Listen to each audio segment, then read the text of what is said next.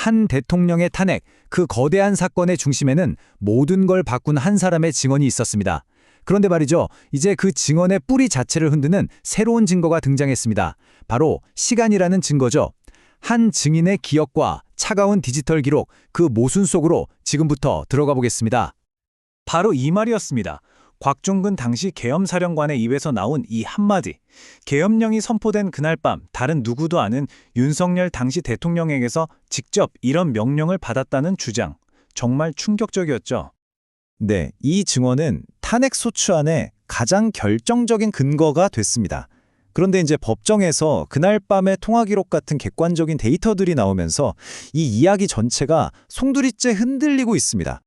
사실 이 폭발적인 증언이 처음부터 지금 우리가 아는 것과 같았던 건 아닙니다. 시간이 지나면서 조금씩, 아니 꽤 중요하게 바뀌어왔거든요. 그 변화 과정을 한번 따라가 보시죠. 자, 이 타임라인을 보시면요, 정말 흥미로운 지점이 보입니다. 처음엔 내란죄로 엮일 것 같다며 억울함을 호소하다가 다음날 인터뷰에선 국방부 장관이 지시했다고 말하죠. 그러다 며칠 뒤 법정에서는 갑자기 대통령이 국회의원을 끌어내라고 했다고 진술이 바뀝니다. 핵심 내용이 계속 바뀌는 걸 볼 수 있죠. 이 표를 보시면 그 차이가 한눈에 들어옵니다. 불과 나흘 사이에 명령을 내린 사람이 국방부 장관에서 대통령으로, 대상은 그냥 인원에서 국회의원으로 아주 구체적으로 바뀐 겁니다. 이 지점에서부터 진실이 무엇인가에 대한 아주 근본적인 질문이 시작되는 거죠. 이 모든 논란과 갈등의 해답은요, 놀랍게도 그날 밤에 단 몇 분 사이에 숨어 있었습니다. 바로 누구도 거짓말할 수 없는 디지털 기록 속에 말이죠. 자, 곽사령관 주장의 핵심 논리는 이겁니다. 대통령이 내게 전화했을 때 우리 병력은 아직 국회 건물 밖에 있었다. 그러니 대통령이 끌어내라고 한 사람들은 안에 있던 국회의원들일 수밖에 없다. 바로 이 논리거든요. 그런데 법정에 제출된 통화 기록이 이 주장을 정면으로 반박합니다. 자, 지금부터 시간 순서대로 1분 1분이 어떻게 증언과 충돌하는지 한번 살펴보겠습니다. 시간은 밤 12시 30분. 아직 대통령의 전화가 오기 1분 전입니다. 이때 국회 현장에 있던 제1공수 여단의 한 주의관이 자기 부대원들에게 무전을 보냅니다. 놀랍게도 그 내용이 안에 있는 사람들을 끌어내라 라는 거였습니다. 대통령이 전화하기 딱 1분 전에 이미 현장에서는 사실상 똑같은 내용의 명령이 하달되고 있었던 거죠. 그리고 바로 1분 뒤 12시 31분 윤 대통령이 곽종근 계엄사령관에게 전화를 겁니다. 바로 이 통화가 곽 사령관이 대통령의 지시라고 주장하는 그 통화입니다. 하지만 한번 생각해 보세요. 이미 1분 전부터 현장 부대는 사람들을 끌어내라는 명령에 따라 움직이고 있었습니다. 그렇다면 이 31분의 통화는 과연 최초의 명령이라고 볼 수 있을까요?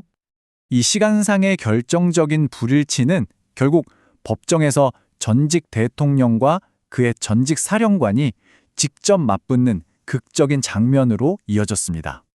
먼저 윤 전 대통령이 직접 묻습니다. 나는 분명히 국회랑 선관위 외에 다른 곳은 들어가지 말라고 지시했는데 그 명령 못 받았습니까? 라고 말이죠. 작전의 범위를 분명히 제한했다는 주장입니다. 하지만 곽 사령관은 아주 단호하게 부인합니다. 아니요, 저는 그런 취소 명령 받은 적 없습니다. 공식적인 해제 명령 전까지는 모든 임무가 유효했다는 거죠. 팽팽하게 맞섭니다. 그런데 신문이 계속되면서 분위기가 갑자기 바뀝니다. 이전에 한 번도 공개된 적 없었던 아주 사적인 대화 내용이 곽 사령관의 입에서 터져 나오죠. 대통령께서 한동훈을 직접 쏴 죽여야 하겠다고 하셨습니다. 이 한마디에 법정은 그야말로 충격에 휩싸였습니다. 곽 사령관은 이 말은 정말 참아왔지만 지금 하겠다며 완전히 새로운 주장을 펼친 겁니다. 자, 그럼 이제 우리는 어디에 서 있는 걸까요?